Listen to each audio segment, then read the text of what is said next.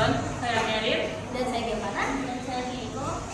Dan itulah kelompok-kelompok anggota-anggota kami yang akan menjelaskan materi-materi rempah-rempah yang ada di Indonesia. Halo teman-teman, saya Giovanna yang akan menjelaskan materi-materi tentang asal-usul dan pengertian dari rempah-rempah. Nah, yang pertama pengertian nih teman-teman. Kalian pasti sering mendengar rempah-rempah. Nah, tapi kalian tahu nggak sih rempah-rempah ini bagian dari apa saja? Rempah-rempah adalah bagian dari tanaman yang isinya adalah akar, biji, kulit kayu, buah, dan bunga. Nah, rempah-rempah biasa digunakan sebagai alat untuk budaya atau mungkin sajian untuk keagamaan seperti gitu, dan juga untuk alat tradisional karena orang dulu percaya bahwa alat tradisional itu biasa digunakan dari rempah-rempah ini karena biasa untuk menyembuhkan beberapa luka-luka juga. Nah, dan juga yang terakhir ada juga kosmetik. Lah, kok bisa kosmetik digunakan sebagai bahan rempah-rempah? Karena ada beberapa rempah-rempah yang diolah untuk menjadikan kosmetik. Misalkan seperti kunyit. Kunyit bisa digunakan sebagai alat kosmetik. Karena apa? Karena kunyit ada yang salah satu bahan yang diolah menjadi masker anti jerawat atau mungkin acne yang kalian sering dengar gitu. Karena banyak banget tuh macam-macam juga. Nah, karena itu banyak banget nih jenis rempah-rempah. Tapi yang sering kita dengar yaitu seperti lada, cengkeh, pala, kunyit, jahe, dan lain-lain. Oke, saya akan menjelaskan asal-usul rempah-rempah. Kita sudah sering mendengar kata rempah-rempah. Mungkin hampir seluruh penjuru dunia sudah mengetahui apa itu rempah-rempah. Tapi kalian tahu nggak sih ada beberapa wilayah-wilayah yang bisa mendapatkan rempah-rempah ini. Contohnya seperti Asia, Timur Tengah, dan juga Indonesia. Wah, Indonesia guys. Nah, tapi Indonesia tuh di bagian mana sih? Indonesia nyatanya ada di bagian Maluku. Jadi waktu dulu zaman kuno, Maluku sempat disebut sebagai negeri rempah-rempah karena memiliki banyak sekali rempah-rempah yang cukup terkenal contohnya seperti cengkeh dan pala. Jadi dulu mereka banyak banget cengkeh dan pala. Karena itu Maluku ini sempat disebut sebagai negeri rempah-rempah. Nah, tapi ada beberapa benua atau negara yang tidak memiliki rempah-rempah. Contohnya seperti benua Eropa, ya, yang isinya ada Belanda, Portugis, Inggris, dan lain-lain. Nah, jadi karena mereka tidak memiliki rempah-rempah itu, benua Eropa pergi untuk menjelajahi Indonesia. Tapi karena mengetahui, wah, Indonesia ini banyak banget rempah-rempah. Karena itu salah satu yang cukup terkenal penjajahannya yaitu penjajahan Belanda karena mereka ingin mengambil atau mengeksploitasi hampir semua dari rempah-rempah yang ada di Indonesia. Nah, karena penjajahan itu mulailah disebut oleh kolonialisme Belanda. Oke, sekian dari pengertian dan asal-usul dari rempah-rempah dari saya. Terima kasih. Nama saya Devin, saya akan menjelaskan tentang jalur yang dilalui jalur rempah. Jalur rempah adalah jaringan niaga rempah-rempah yang menghubungkan antara belahan barat dan timur, yang dimulai dari wilayah timur Nusantara, melintasi ujung barat Sumatera, India, Sri Lanka, Mesir, Afrika Timur, Afrika Selatan, Madagaskar, kemudian daratan Timur Tengah atau Asia Barat, Mediterania, hingga Eropa. Perjalanan melewati jalur ini menempuh jarak lebih dari 15.000 km. Wilayah yang dilintasi jalur rempah membentang sampai Sri Lanka, India, Afrika, dan Madagaskar. Nenek moyang kita juga membawa rempah ke Asia Tenggara, termasuk ke Vietnam dan Kamboja. Rempah Nusantara sudah masuk ke pasar Tiongkok sejak abad 2 sebelum Masehi. Sahabat, sebelum terbentuknya jalur sutra dari Tiongkok, rempah melewati Asia Tengah terus ke Mediterania lalu ke Eropa. Sekian penjelasan dari saya, terima kasih. Perkenalkan, nama saya Goldi. Saya akan menerangkan tokoh-tokoh yang terlibat dalam jalur rempah. Yang pertama ada Raja Mula Warman. Ia berasal dari Kalimantan Timur, Kerajaan Kutai pada abad ke-4 Masehi. Ia berkuasa di Kalimantan Timur dan dikenal karena hubungan dagangnya dengan India. Yang kedua ada Raja Purnawarman. Ia berasal dari Kerajaan Tarumanegara, abad ke-5 Masehi. Ia memimpin kerajaan yang menjadi bagian dari jalur perdagangan rempah dengan pelabuhan penting. Yang ketiga ada Raja Bala Putra Dewa. Ia berasal dari Kerajaan Sriwijaya pada abad ke-9 Masehi. Ia mengembangkan Sriwijaya sebagai pusat perdagangan dan jalur rempah yang menghubungkan India dengan Tiongkok. Yang keempat ada Raja Kartanegara. Ia berasal dari Kerajaan Singasari pada abad ke-13 Masehi. Ia melakukan ekspedisi Pamalayu untuk memperkuat pengaruh Nusantara dalam perdagangan regional. Yang kelima ada Samudragupta. Ia dari dinasti Gupta India pada abad ke-4 Masehi. Ia adalah penguasa yang membangun hubungan dagang dengan Nusantara, termasuk perdagangan rempah-rempah. Terus yang keenam dan yang terakhir, Laksamana Cheng-ho. Ia pada awal abad ke-15, meskipun sudah masuk era Islam, ia berperan dalam memperkuat hubungan dagang Tiongkok dengan Nusantara yang sudah berlangsung sejak era Hindu-Buddha. Baik, itu dari saya. Saya ucapkan terima kasih. Shalom. Saya akan menjelaskan tentang jalur rempah di Indonesia, tentang komoditas yang dibawa. Komoditas yang dibawa melalui jalur rempah di Indonesia adalah rempah-rempahan, seperti rempah pala, cengkeh, kayu manis, kapulaga, vanili, dan lain-lain. Lada adalah komoditas rempah utama di Indonesia. Banyak tersebar di Bangka Belitung, Bengkulu, Lampung, Kalimantan Timur, Kalimantan Barat, dan yang kedua ada cengkeh. Cengkeh adalah rempah-rempah asli Maluku. Dan cengkeh itu memiliki harga jual yang tinggi dan merupakan salah satu rempah terpopuler. Dan yang ketiga ada kayu manis. Kayu manis banyak ditemukan di Jambi. Yang keempat ada pala. Pala itu merupakan salah satu rempah yang banyak diekspor ke luar negeri. Dan yang terakhir ada kapulaga, adalah rempah-rempah yang juga turut diekspor ke luar negeri. Jadi, rempah-rempah itu tidak hanya dijadikan sebagai bahan pengawet, tapi juga dapat dijadikan sebagai bumbu masakan, dupa, makanan, minuman, dan lain-lain. Di Eropa, rempah-rempah itu lebih dianggap lebih berharga dibandingkan emas. Selanjutnya saya akan membahas mengenai bukti arkeolog. Sejak 4.500 hingga 5.000 tahun yang lalu, nenek moyang Indonesia sudah mahir berlayar. Awalnya mereka menggunakan perahu dayung, lalu berkembang menjadi perahu layar. Bukti arkeolog seperti lukisan perahu, alat musik dari Vietnam, dan cermin perunggu dari Tiongkok yang ditemukan di Bali menunjukkan bahwa perdagangan sudah ada sejak zaman kuno. Kemudian, perdagangan rempah juga telah berlangsung lama.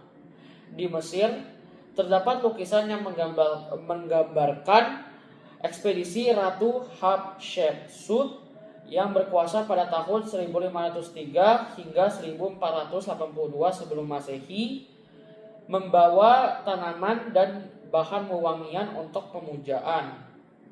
Kemudian cengkih yang pertama kali ditemukan di Mesopotamia pada tahun 1721 sebelum Masehi, dan lada hitam dari Nusantara yang pertama kali ditemukan di makam Ramses II pada tahun 1224 sebelum Masehi. Hal ini membuktikan bahwa rempah-rempah Nusantara telah mencapai bagian Timur Tengah. Selanjutnya saya akan membahas mengenai sumber tertulis.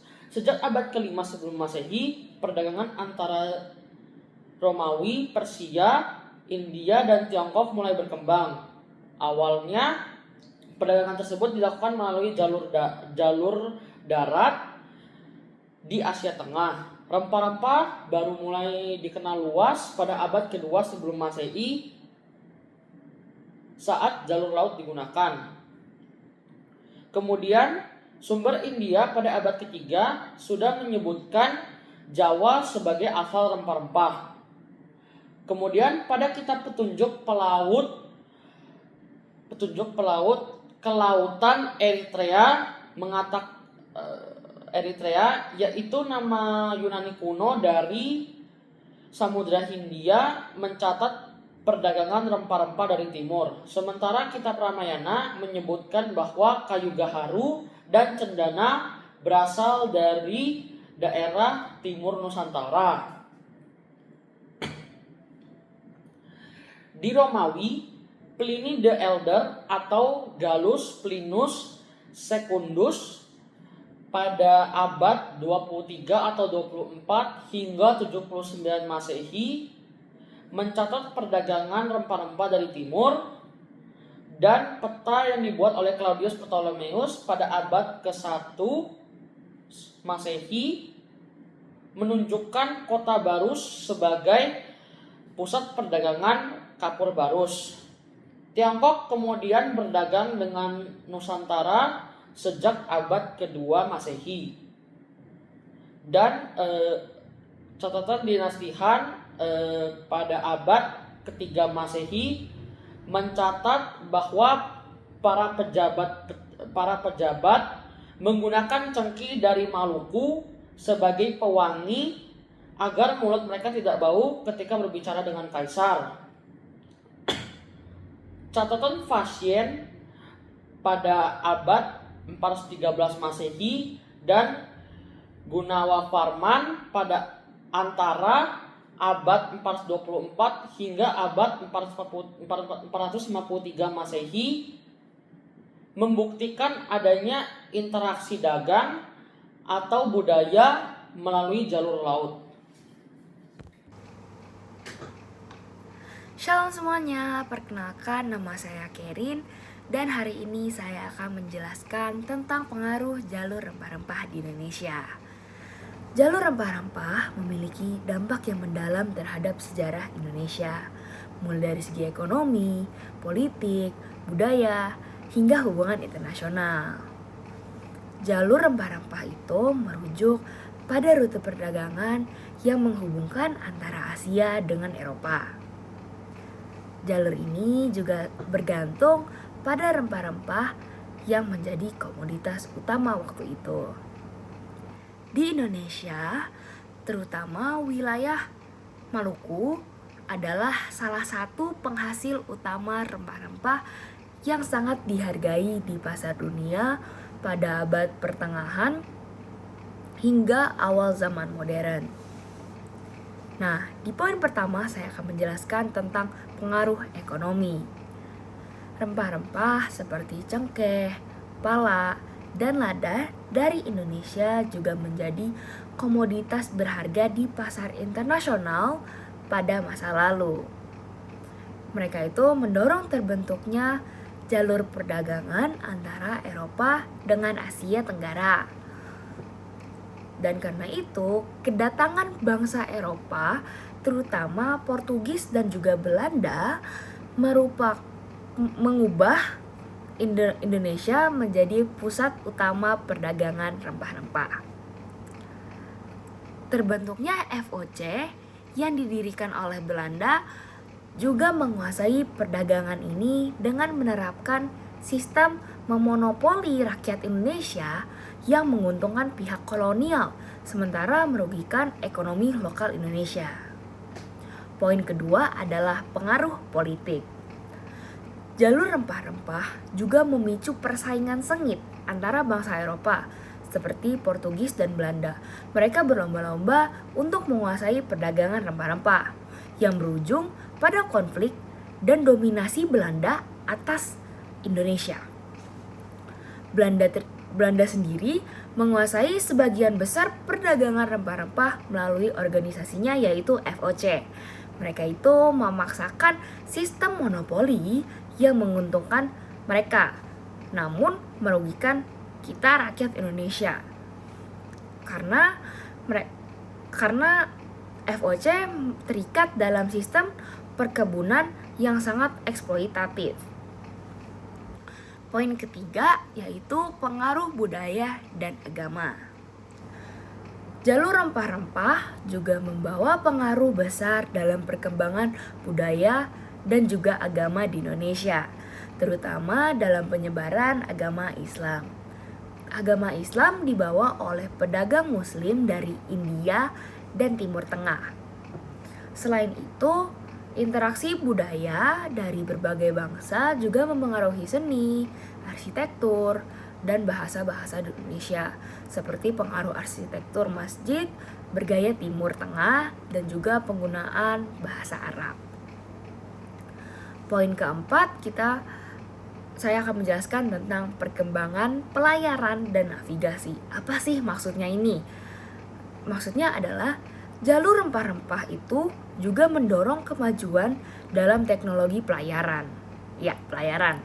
Dengan bangsa Eropa mengembangkan kapal dan navigasi untuk menguasai jalur perdagangan rempah-rempah ini. Nah, penjelajahan ini oleh orang Belanda membuka jalur perdagangan global yang lebih luas dan menjadikan pelabuhan-pelabuhan di Indonesia seperti pelabuhan di Malaka dan Surabaya sebagai pusat perdagangan penting. Poin terakhir adalah warisan dan dampak jangka panjangnya. Hingga saat ini, pengaruh jalur rempah-rempah juga masih terasa di Indonesia melalui warisan budaya, seperti pengaruh agama Islam dan Eropa. Serta produk-produk rempah Indonesia juga tetap diekspor ke luar negeri. Dan beberapa kawasan yang dulunya juga adalah pusat produksi rempah-rempah kini juga menjadi destinasi wisata dan hal ini mengingatkan pada sejarah dan kekayaan alam yang ada di Indonesia. Sekian penjelasan saya tentang pengaruh jalur rempah-rempah di Indonesia. Terima kasih sudah mendengarkan presentasi dari kelompok kami. Nah, untuk kesimpulan dari presentasi ini adalah rempah-rempah adalah tanaman yang menghasilkan bahan seperti bumbu masakan, obat-obatan, atau bahan-bahan yang digunakan untuk hal lainnya. Contohnya ada cengkeh, pala, lada, kayu manis, dan masih banyak lagi. Pada abad ke-15 hingga ke-17, rempah-rempah menjadi komoditas yang sangat bernilai dalam perdagangan di dunia, dengan Indonesia sebagai pusat penghasilnya. Banyak juga tokoh-tokoh penting yang membuka jalur pelayaran ke Asia untuk menguasai perdagangan rempah-rempah. Dan juga ada bukti arkeologis yang menunjukkan perdagangan rempah-rempah telah ada sejak zaman kuno. Apakah mereka melewati jalur sutra atau maritim di Indonesia?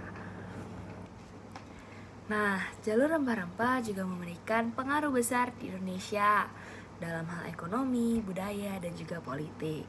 Dan karena itu menjadikan Indonesia sebagai pusat perdagangan global dan memengaruhi perkembangan agama, budaya, dan juga hubungan internasional. Sekian presentasi dari kami, semoga presentasi yang kami sampaikan bisa dipahami oleh Miss Nisa. Terima kasih.